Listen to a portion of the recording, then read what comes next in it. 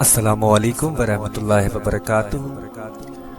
اعوذ باللہ من الشیطان الرجیم، بسم اللہ الرحمن الرحیم۔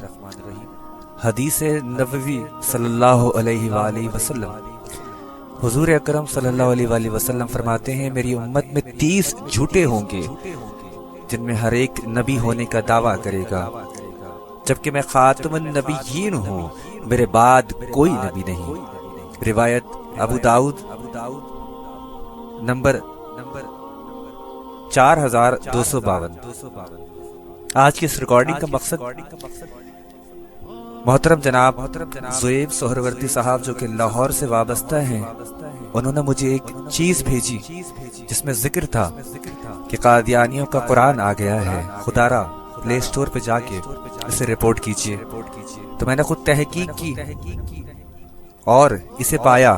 آپ سب پلے سٹور پہ جا کر لکھ سکتے ہیں دا ہولی قرآن عربک/انگلش، تو چوتھے نمبر پر جس کی ریٹنگ ابھی 4.3 ہے اور بہت تیزی سے یہ قرآن پھیل رہا ہے، اسے شائع کیا گیا ہے۔ اس کا ترجمہ تبدیل ہے، جیسے کہ ہم سب قرآن پڑھتے ہیں جس میں اللہ کے نبی کا آخری ہونے کا ذکر بارہا جگہ آیا ہے، آپ سب جانتے ہیں۔ وہ آیتیں نکال دی گئی ہیں، وہ ترجمہ نکال دیا گیا ہے، آپ اسے دیکھ سکتے ہیں۔ اس کے مؤلف، اس کے لکھنے والے احمدیہ مسلم کمیونٹی والے ہیں، اور یہ بہت تیزی سے اس قرآن کی، جھوٹے قرآن کی ترویج کر رہے ہیں۔